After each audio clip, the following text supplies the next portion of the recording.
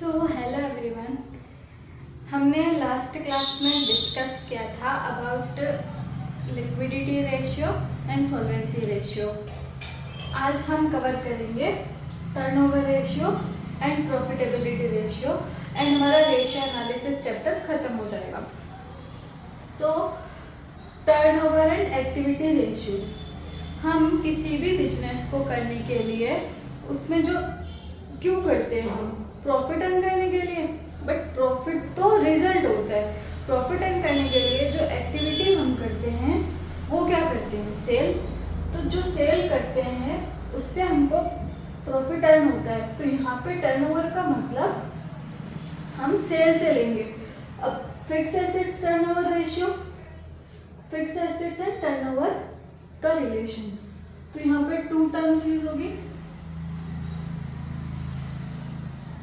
Fixed assets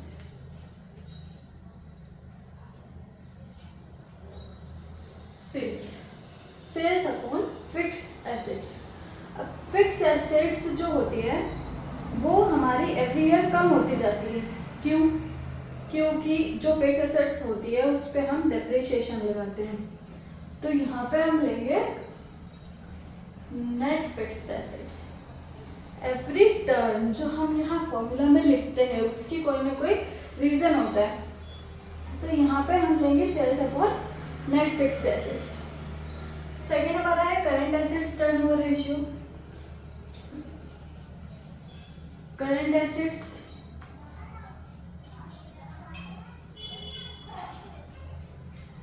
sales,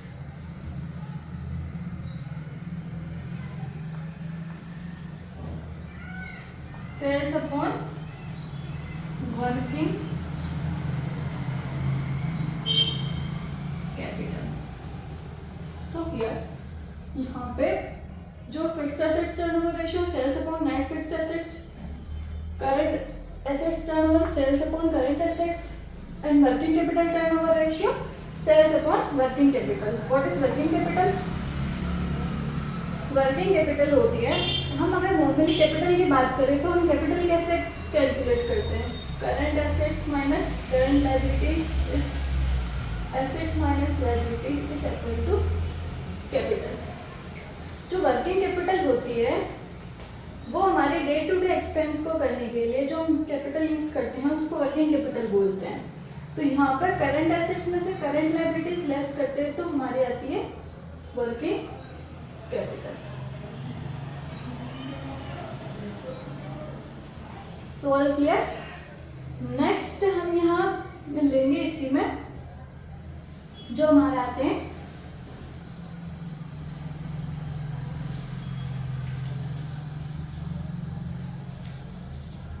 turnover ratio में ही जो next आता है हमारा वो आता है stock turnover ratio.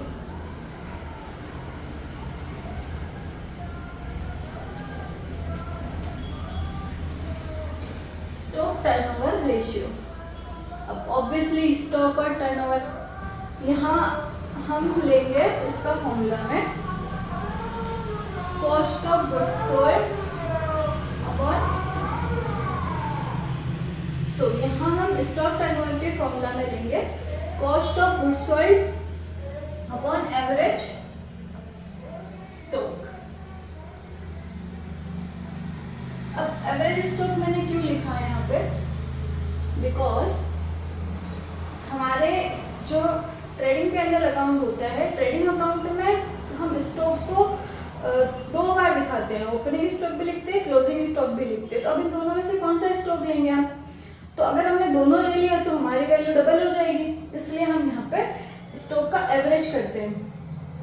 And cost of goods sold क्यों लिया? अब स्टॉक क्या होता है कि हमने जो सामान बेचने के लिए परचेज किया, माना कि हमने कोई परचेज किया 1000 रुपीज का और हमने सेल किया उसको 1500 में। तो अगर हमने सेल कर दिया तो हमको यहाँ पे 500 रुपये का प्रॉफिट हुआ, लेकिन हमने यहाँ पे परचेज किया, अब जो स्टॉक होता है वो तो हमारे बुक्स में क्या दिखाएगा, वो भी तक सेल नहीं हुआ है। 1000 रुपीज़ का स्टॉक अगर हमने सेल नहीं किया है, हमारे पास परचेज किया हुआ रखा हुआ है, तो वो हमारा स्टॉक होगा। तो इसलिए यहाँ पे हम जो स्टॉक लेते हैं उसको हम कॉस्ट, मतलब जो स्टॉक लेते हैं उसको हम सेल्स वैल्यू पे ले ही नहीं सकते, क्योंकि जो अगर हमने सेल कर दिया तो वो तो स्टॉक बचा ही नहीं हमारे पास। इसलिए जो यहाँ पे हम स्टॉक लेते हैं वो कॉस्ट ऑफ गुड्स सोल्ड। अब जो हमने कॉस्ट ऑफ गुड्स सोल्ड लिया, वैसे ही एवरेज स्टॉक भी यहाँ पे एट कॉस्ट ही हमको दिखेगा। अगर स्टॉक है तो वो हमारे बुक्स ऑफ अकाउंट्स में कॉस्ट पर ही शो होगा। अब हमारा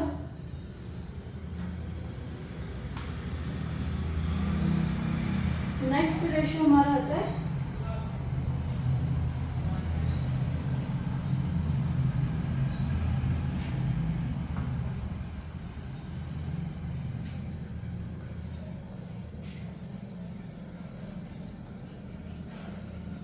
डेटर्स टर्नओवर। अब डेटर्स टर्नओवर क्या होता है, डेटर्स किससे रिलेटेड है, हमारा कैश सेल से रिलेटेड या क्रेडिट सेल से। अब कैश सेल से तो रिलेटेड नहीं है, अगर कैश सेल से रिलेटेड होता तो हम डेटर्स बनते ही नहीं, वो कैश अकाउंट में एंट्री होती।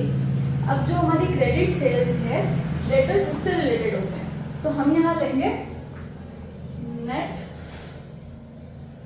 क्रेडिट सेल्स अपॉन में हम लेते हैं एवरेज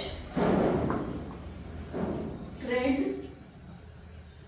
रिसीवेबल्स, इसमें आते हैं डेटर्स और डीआर। अब जो हमारे डेटर्स होते हैं वो सिर्फ डेटर्स ही नहीं होते, वो जो हमारे बिल्स ऑफ एक्सचेंज में हम जिसको बिल्स रिसीव्ड हमको जिससे करने होते हैं वो भी हमारे डेटर्स ही होते हैं। तो यहाँ पे हम लेते हैं एवरेज ट्रेड रिसीवेबल्स। अब एवरेज ट्रेड रिसीवेबल्स का फॉर्मूला होता है opening debtors plus closing debtors upon 2, ये तो हम निकाल सकते हैं। वैसे ही एक और इसका सिमिलर है creditors turnover.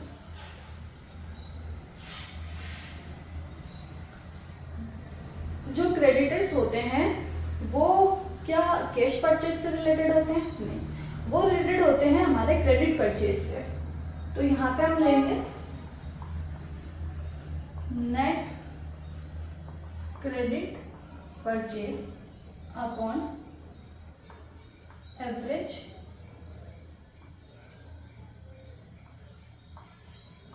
Pebbles, creditors and bills payable. अब नेट क्रेडिट सेल्स कैसे निकालेंगे, cash sales minus sale minus cash sales.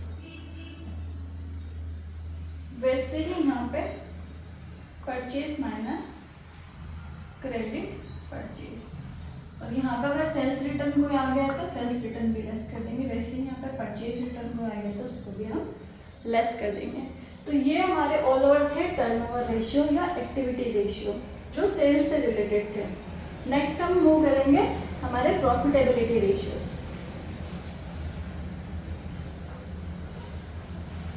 तो यार अब हम देखेंगे प्रॉफिटेबिलिटी रेशियो क्या होता है। प्रॉफिटेबिलिटी रेशियो नाम से पता चल रहा है कि प्रॉफिट, तो यहाँ हम लेंगे इसमें gross profit ratio, net profit ratio, operating profit ratio, operating expense ratio. यार ग्रॉस प्रॉफिट रेशियो में हम क्या लेंगे, इसमें ग्रॉस प्रॉफिट आएगा, इसमें नेट प्रॉफिट आएगा एंड इसमें आएगा operating profit and operating expense.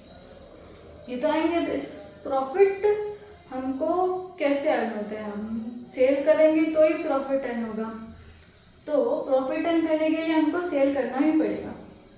So here gross profit का रिलेशन हम लेंगे नेट सेल्स। इसको परसेंटेज में दिखाने के लिए हम इसको 100 से मल्टीप्लाई करेंगे।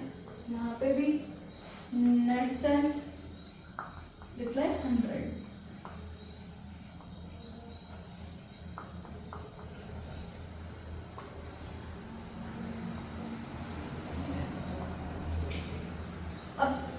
ग्रॉस प्रॉफिट होता है वो हमको कहाँ से मिलेगा? ग्रॉस प्रॉफिट तो हमको ट्रेडिंग अकाउंट से मिलेगा। नेट प्रॉफिट कहाँ से मिलेगा? P&L अकाउंट से। अब ऑपरेटिंग प्रॉफिट और ऑपरेटिंग एक्सपेंसेस वहाँ नहीं होते हैं, उसके लिए इनकम स्टेटमेंट होता है। तो फिर इनकम स्टेटमेंट यहाँ पे हम सेल माइनस COGS करते हैं, कॉस्ट ऑफ गुड्स सोल्ड, तो हमको मिलता है ग्रॉस प्रॉफिट। उसमें से office and administration expenses, selling and distribution expenses less करते हैं, तो हमको जो मिलेगा वो आएगा ऑपरेटिंग प्रॉफिट। ऑपरेटिंग प्रॉफिट हमको यहाँ से मिलेगा। यहाँ पे जो नॉन ऑपरेटिंग एक्सपेंसेस है, ऑपरेटिंग प्रॉफिट में से नॉन ऑपरेटिंग एक्सपेंसेस हमको लेस करने होते हैं, और जो नॉन ऑपरेटिंग इनकम हमको हुई है लाइक फिक्स्ड एसेट सेल करने से हमको प्रॉफिट हुआ है, तो वो नॉन ऑपरेटिंग इनकम जो हुई है उसको हम एड बैक करेंगे। तो जो प्रॉफिट बचेगा, profit before interest and tax, उसमें से हम इंटरेस्ट का पेमेंट कर देंगे तो बचेगा profit after tax before interest, उसमें से टैक्स पे कर देंगे तो profit after interest and tax. अब ये सब करने के बाद में जो हमारा प्रॉफिट बचेगा उसमें से हम प्रेफरेंस शेयर को डिविडेंड देंगे। तो यहाँ पे नेट प्रॉफिट में से प्रेफरेंस शेयर को डिविडेंड दे दिया। फिर जो हमारा प्रॉफिट बचेगा, प्रॉफिट फॉर इक्विटी, और इक्विटी शेयर्स को हमको देने के बाद में पूरा प्रॉफिट इक्विटी शेयर्स को नहीं देते, कुछ हम अपने ही वापस बिजनेस में रिटेन कर लेते हैं। तो फिर जो हमारा बैलेंस अमाउंट बचता है रिटेन अर्निंग्स, तो यहाँ से हमको मिलेगा operating profit and operating expenses. तो हियर हमारे ये प्रॉफिटेबिलिटी रेशियो, यहाँ से हमको कोई भी अगर टर्म गिवन होती है, माना कि हमको ऑपरेटिंग प्रॉफिट दिया है और हमको ग्रॉस प्रॉफिट तक पहुँचना है, तो ऑपरेटिंग प्रॉफिट में हम क्या ऐड करेंगे? Add selling and distribution expenses and office and distribution expenses, तो हम ग्रॉस प्रॉफिट तक पहुँच जाएंगे। इसी तरह से अगर कोई भी टर्म हमको यहाँ पे दी हुई है अगर, तो उस टर्म का यूज करके हम वापस किसी भी उस टर्म तक पहुँच सकते हैं। लाइक अगर हमको प्रॉफिट आफ्टर टैक्स दिया हुआ है, आफ्टर इंटरेस्ट एंड टैक्स, तो हम उसमें इंटरेस्ट ऐड करेंगे पहले, फिर उसमें टैक्स ऐड करेंगे, इंटरेस्ट ऐड करेंगे, ऑपरेटिंग प्रॉफिट ऐड करेंगे, फिर जो नॉन ऑपरेटिंग इनकम है उसको लेस करेंगे, नॉन ऑपरेटिंग एक्सपेंस को ऐड करेंगे, फिर सेलिंग एंड डिस्ट्रीब्यूशन को भी ऐड करेंगे, ऑफिस एंड एडमिनिस्ट्रेशन को भी ऐड करेंगे, देन हम पहुँचेंगे हमारे ग्रॉस प्रॉफिट पे। तो ये हमारे जो टर्म्स है, यहाँ से हमको ये सारे फॉर्मूला बनते हैं। हम सारे फॉर्मूलाज लर्न नहीं कर सकते, हम ये इनकम स्टेटमेंट लर्न करके फॉर्मूला जनरेट कर सकते हैं। हमको बेसिकली किसी भी टर्म तक पहुँचने के लिए ऊपर वाले अमाउंट्स को ऐड करते जाना है, जिनको हमने पहले ऐड किया था उसको लेस करते जाना है। तो ये हमारे प्रॉफिटेबिलिटी रेशियो भी कंप्लीट होते हैं। इसी के साथ हमारा ratio analysis chapter complete. And video अच्छी लगे तो like share and subscribe. Thank you.